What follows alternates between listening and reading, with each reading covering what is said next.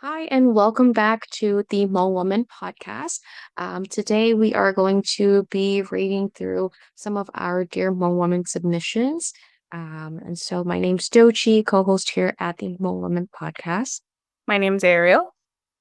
And my name's Emily. As you can see, we're hosting a little bit differently. Yeah, so again, thank you so much for tuning back in. So we received a submission from a female. She's 28. And her submission goes, I just met up with an old friend and I feel like I'm running behind in life. She owns her own home, and when she was ready to date seriously again, she found someone, and within 8 months, she got engaged. And now she's pregnant. I'm not saying that she doesn't deserve the life that she has built for herself. If anything, I'm proud of her. But I feel so far behind compared to a lot of my friends. I'm working an okay job with an okay pay and have been on the lookout seriously for better jobs, but get rejected at every turn. I just finished school, which took longer than I wanted, and I've never had a relationship. I still live at home with family and I rarely travel. I feel so far behind in my life compared to my girlfriends. And in addition, I have relatives that are always asking when I plan on getting married and having kids. Three of my younger siblings have gotten married before me. I'm trying not to compare my life to others because we all have our own paths and our own issues. Am I the only late bloomer out there feeling this way?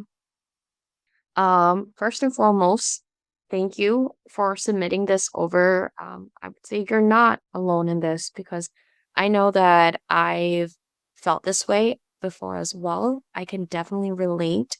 And especially again, when I had first gotten divorced, I know I talked about that a lot on this platform. And I bring it up because how I can relate to that is exactly what you mentioned in your story of when you're seeing everyone in your peers around you start to do things and hit these big milestones, it starts to feel like, oh my God, am I on the right path? Or what am I not doing right? And it can be discouraging. And you said it yourself at the end there as well that you shouldn't compare yourself to others. And that's a lot of self talk that you have to do. I had to teach myself how to get out of that cycle of comparing myself to others and where they're at in life because, yes, everyone does have their own path. Um, I know it can feel like, you know, if majority of your peers or family members who are within the same age range are getting married, getting engaged or having kids and getting home while you're not quite reaching those goals yet can be again discouraging. But I have to for myself continuously remind myself that their journey is not exactly mine and our goals may be similar, but they're not the same. And so it's okay for me to either walk a little bit slower to accomplish my mission or my goals, or, maybe take a different path totally. At the end of the day, as long as you have your goals identified, I think it's a lot easier to get there. But what was hardest for me was continuously looking at other people, thinking that their goals were mine. And I was always pivoting my path, which made it really hard. Um, the other thing here that I notice is there seems to be a lot of like negative self talk. I noticed identified a lot of like negative things about your current life. My job is, somewhat okay. I'm getting a lot of rejection, and it's okay to recognize those things. But I'm also curious to know if you recognize your small wins and any of your big wins as well. Because for myself, not identifying those things, especially the small wins, actually helped me back a lot from my big wins. I'll go into that a little bit more later, but without all the additional rambling, I'm going to open it up to the girls here to share a little bit their perspective on this. Well, I enjoy your rambling, so keep going if you want. But um I don't know. I felt like you were going a little bit back and forth in your submission because you said, I'm just pulling it up. I'm trying not to compare my life to others because we all have our paths and our own issues, but like I feel like your whole submission was you comparing your life to everyone else's. So I just want to point that out that it's okay if you are comparing it, but I just think you have to be a little real with yourself on the other hand. But I think the first thing I thought of is there's always going to be someone who has something that you don't have or has a different life.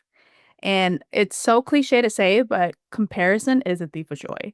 And I think I can really resonate with this because I think growing up, like, I was always being compared to other family members in my life. And then along with that, um, I was constantly comparing myself in school to people who were doing better, who had better grades, who were better athletes than me. So I think growing up, like, that was sort of my norm, but like, it really took a lot for me to look at my inner voice and be like, maybe this isn't super helpful for me. Maybe this is more detrimental to my mental health and to what I'm actually achieving. And maybe I'm actually overlooking some of the things that I've done in the past because it's not as big as other people's goals and as big as people's wins. And so I just wanted to say that because comparison, I wouldn't say it's like a normal emotion, but like everyone's gone through it. And I think reading through this, I also wanted to ask you, are you comparing yourself because a small part of you wants that or because you think that's what you should have? Because I think you personally wouldn't feel behind if you knew what you wanted. And I'll give you a really easy example of this. So I knew from a really probably during college where I was figuring myself out, I was like, I don't want kids until a certain age. And a lot of people in my graduating high school class and other people around me were having kids. And for me, that didn't really bother me because I knew myself well enough to be like, okay, people are having kids around me. I can be happy for them. But for me personally, I don't see myself having children until a certain age. So I think a big part of this is you realizing like, what do I actually see for myself and when do I want to accomplish things? But I think at the end of the day, if you truly know what you want, you would stop comparing yourself to all these people. And I think you can also say that in the work world, right? Like, if you enjoy working a 9 to 5, but then you see like a content creator making like six figures, like, I wouldn't want you to be like, oh, maybe I'm not doing the right thing. Maybe I should be doing that. So I think it's really making sure that you're in alignment with what you want and what you see for yourself. I have a little bit more to add, but I'll let these ladies chime in. What helped you, or what piece of advice would you give that helped you stop comparing yourself to people in any part of your life? I definitely can go in this because I was great. Like I was a master at comparing myself with others. And I think you saw a lot of this in me too, Emily, especially again when I first got divorced. I think everything that, she had submitted, I aligned to where I'm like, oh, my job is okay. Like I'm not making that much. And same thing, I'm like, I didn't travel. And it's a lot easier said than done because a lot of it is to me was mental. As in it was all in my mind. Everything that I felt I was being held back from was me holding myself back from it. And something Ariel said earlier that I think is really, really important to like always keep in the back of your mind is it that, you actually want it? Or is it that you just see it and you feel like maybe societal pressures of I should have this. This is what I should have because the majority of people have it. Um, so it was a continuous like me literally out loud catching myself in the midst of a negative thought or in comparison. Because I do agree that I think comparison is like it's normal behavior. It's not healthy to have so much of it, but it is good to be aware of it. So for me, in taking that first step and towards like walking towards happiness and being okay with where I'm at, okay with my journey and like pacing myself, even though I'm not quite where I want to be, is recognizing when I compare myself. So when I start to have those spiraling moments of, oh my gosh, like oh, their life is so cool, or like I wish I was traveling, like oh my gosh, I can't travel because of money or all these things. And I'm like, okay, wait, hold up. I will literally sit there and have a conversation in my head. You'll probably see me go, because my head, I'm thinking, Dochi, like, stop. Like, what is that going to do for me? What benefit is there for me to sit here right now and say that I'm not good enough and then potentially spiral into just straight up, I'm not going to lie, like depression? I'm just going to sulk there because I feel like everything feels so out of place. That's never ever helped or benefit me in any way. So before I get into that whole deep dive of a hole of everything is negative in my life, I cut myself right there. Say, okay, well, where do I need to work on? What is a goal of mine, right? So, for example, currently I am in the space of where you're at, where I've totally pivoted my life into, not totally, but pivoted my life into a different career, path line, and I had to, kind of start at the bottom. And initially, it really felt like a loss, but I feel that by just identifying what can I do to get me towards my goal has made the journey a lot nicer. I feel happier about it. And instead of looking at it in a negative lens, I look at it more as an opportunity for growth. I like to look for opportunity as opposed to saying that, like, this is a negative, if that makes sense. So, how I label the negatives in my life instead of calling it, oh, this is a bad thing. This is an area of opportunity, is how I look at it. What can I grow from this situation? So, that's how I deal with it. Yeah, I think for me, how I dealt with it is I also want to validate that like comparison is very normal, but I think what matters is what you do with it. I think with your submission, I didn't take it as you being jealous or you being envious of someone. I think you're just being self aware. And I think that's really important. I think in my life, when I found myself comparing myself to other people, I think in those moments, I really took it upon myself to deep dive inward and to understand, like, if I really am jealous, like, why am I jealous? Is this something I actually want? Or if it's I just think you gotta learn how to differentiate, like, is this something that I feel like I should have, or is this something that I actually do want? And if you do want it, it's one of those instances where you just gotta work for it because yeah, you have, the friend who bought the house and the friend who got engaged, but it's because she put in those steps and she did the things that she needed to in order to get what she wanted. And so I just think you have to be really careful because I think for me, I came out of it feeling like whenever I compared myself to people, it was basically because I didn't feel like I was enough. And so when you come from that place, I think it's really important to just ground yourself and to also understand and not overlook all the things that you've been doing in your life. Because even though we watch others and they may, quote unquote, have it all, like it can make our own progress feel invincible. But what's invincible isn't non existent. And so I just want to, I'm reading off some of the things like you just finished school. That's huge. You're actively job searching. That's effort. Like you're self aware enough to recognize the comparison. And I'm proud of you for naming your discomfort. And that tells me a lot about your character. Um, so yeah, that would be my piece of advice moving forward is like stop comparing yourself because we always are going to live different lives and then really figure out on what you want and on why you're feeling that way. When I initially read this entry, I immediately was like, there's no set timeline for anything. There is no set equation for anything. Like, if you go through life expecting by 25, I'm going to have XYZ, you're just going to set yourself up for disappointment. And it doesn't leave room for you to explore the things that you will start to like, right? Because as people, we're consistently changing and growing and adapting. And so I just think that by having that mindset of, well, this person has X, Y, and Z, I should have that. Well, their journey is a lot different from yours. But also the other part that I want to add is like, you don't know what they're going through. She may have bought a home, but like maybe she's stressed out about the fact that her mortgage is like $3,000 a month. And I'm telling you right now, I don't want that. So I think that a great way to just again, as Ariel Dochi stated, right, it's valid what you're feeling to like compare yourself to them or like just think about like what are the possibilities of my life that I can do compared to these people. Um, but I think it's important to really practice gratitude for the things that you already have. Like I have this person in my life and they've gotten this far. Like I'm grateful for that because now I can see what possibilities I can go through and do. And so it really is not like an indication of you doing well or not doing well.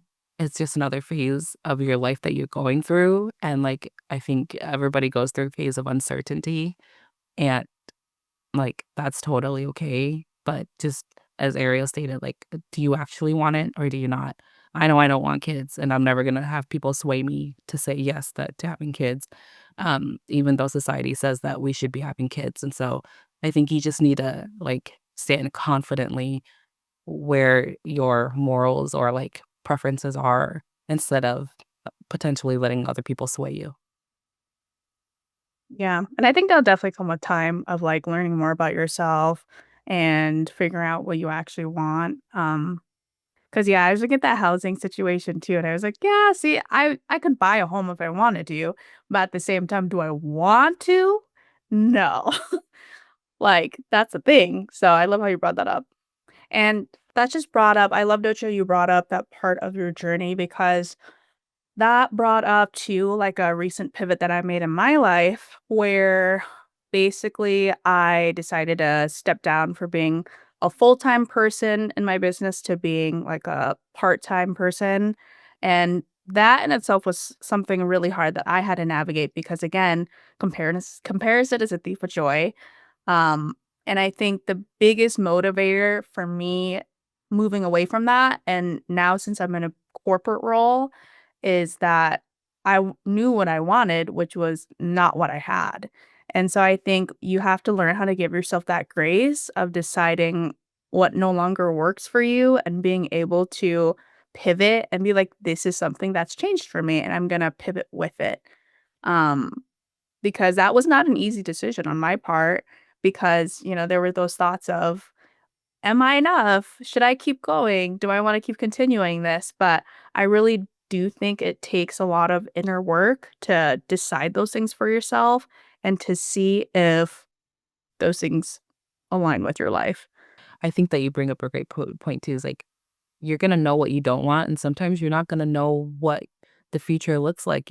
Sometimes you're not gonna know what the next best step is, and so you just kinda have to go with the flow is the best way to explain that, right? Sometimes, like, you don't know what that next opportunity is going to look like, and that's okay. I didn't A great example too is, like, I didn't expect to be moving back home with family, but here I am. It doesn't mean that I'm a step behind. It doesn't mean that I'm a step ahead. It's just another phase in your life, and that's okay to move forward with too.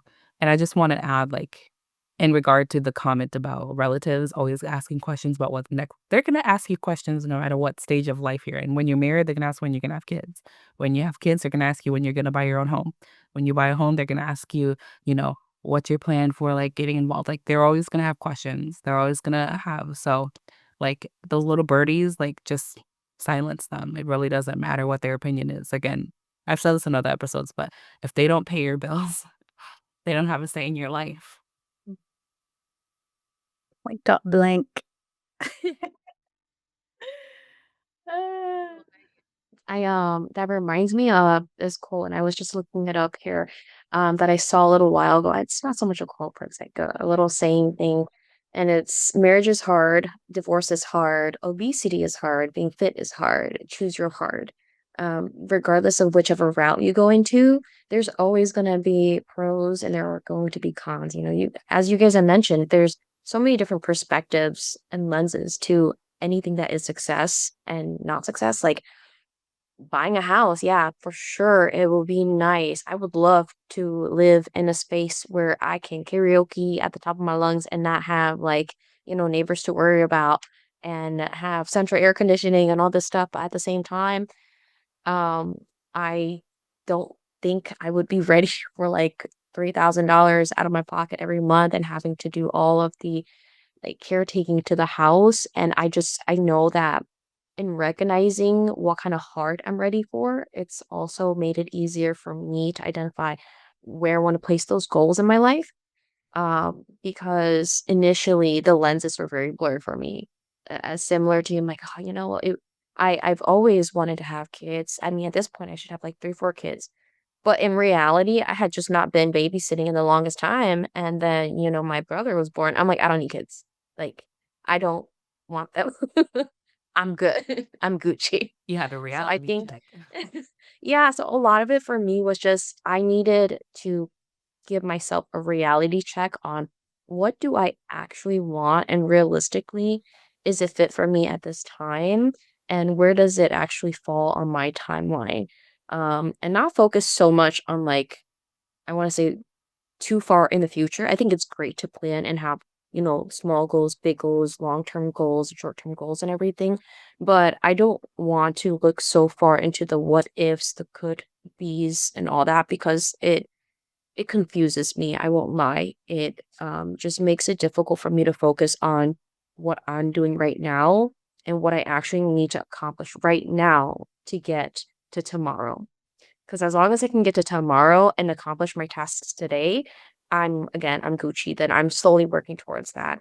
I am I was habitually like great at overthinking things, becoming overwhelmed.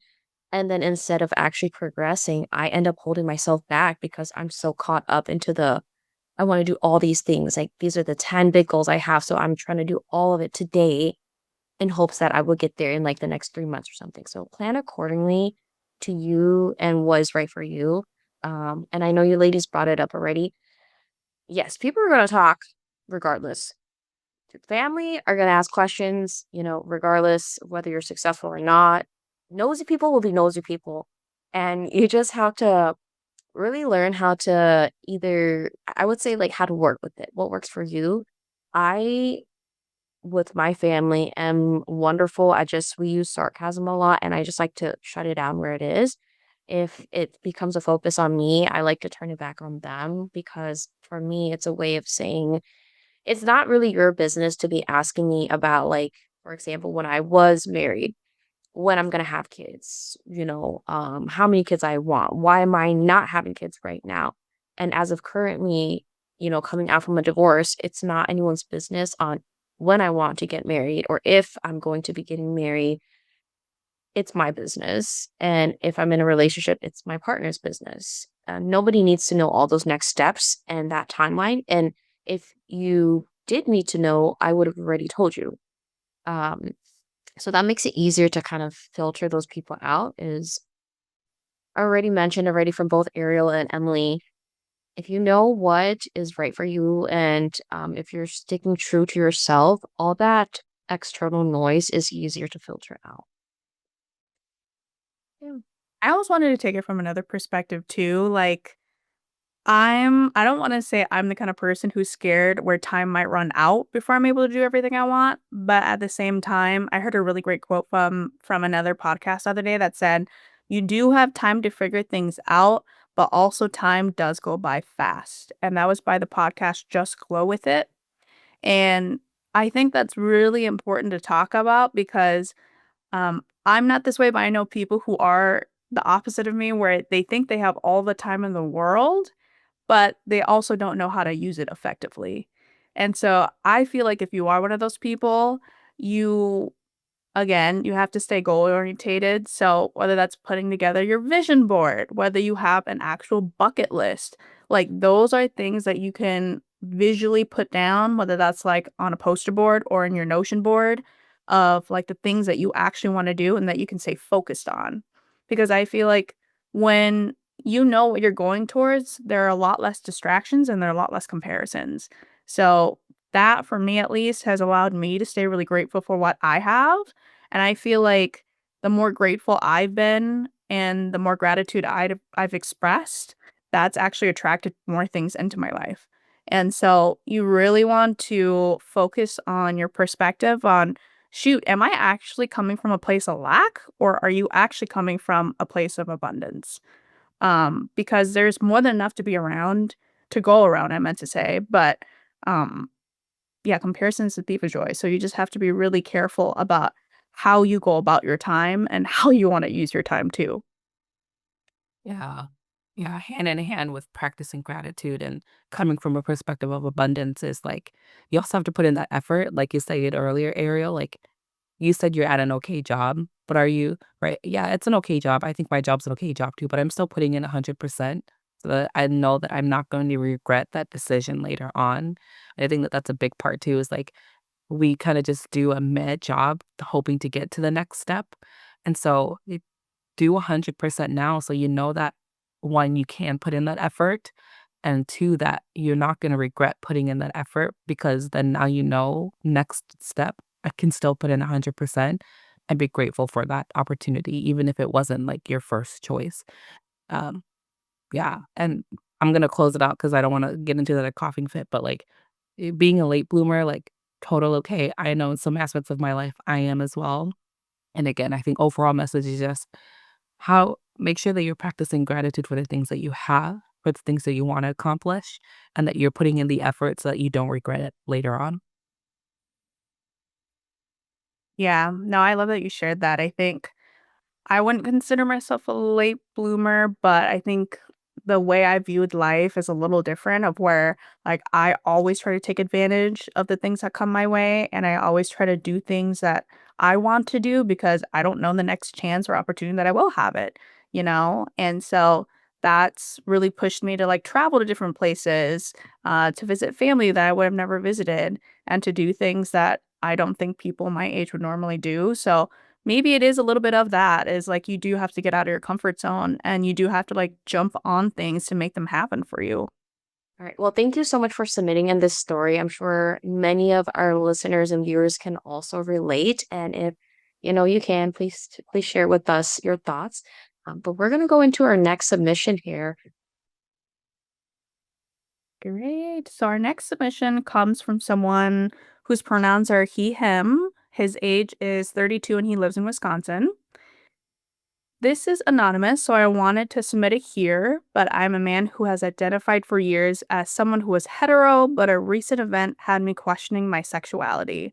I've spent the past 3 months mulling it over, and after building up the courage to ask that acquaintance out, I think I'm gay. For years, I thought maybe I just need to warm up to girls that I went out with, but this date with another man gave me butterflies I never felt before. I told him that I'm openly out, yet to anyone in my life, Hmong people, they're small minded when it comes to these things. So I wanted to start here. I'm gay and learning to be comfortable and proud of my gayness. We are human. There is nothing wrong with us. Love is love.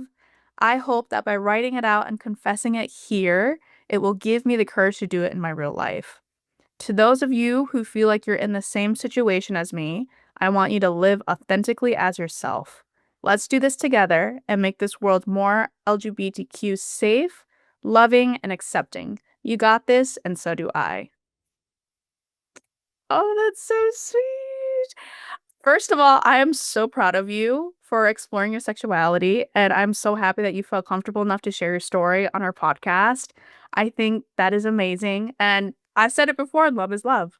And I love that you have, yeah, I just love it. I don't know what else to say.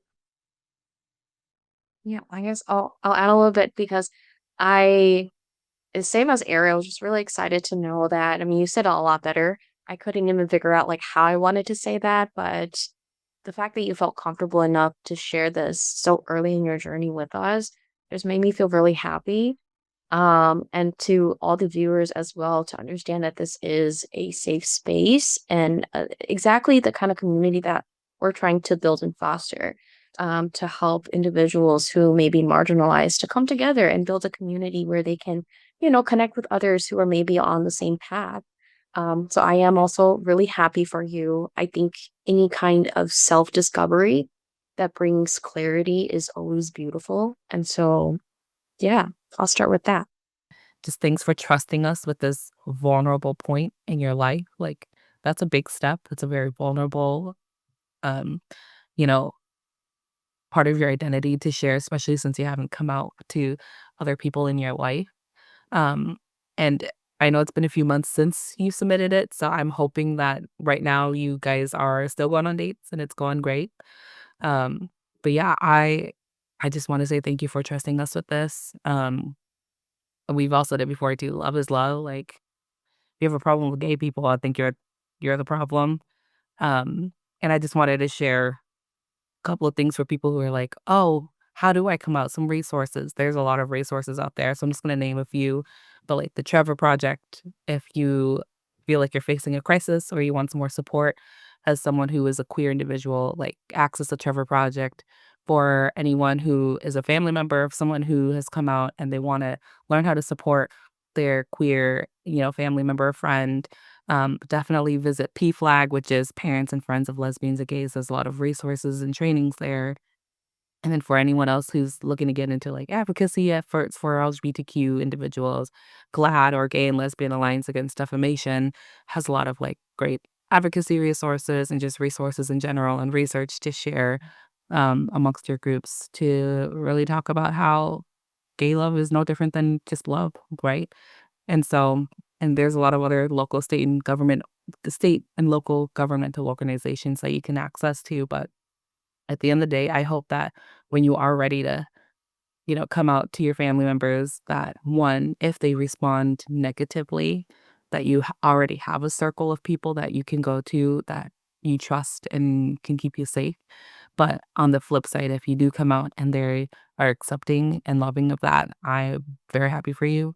Feel free to submit again if you ever have like any concerns. But I'm at the end of the day just very happy for you and hope everything goes well.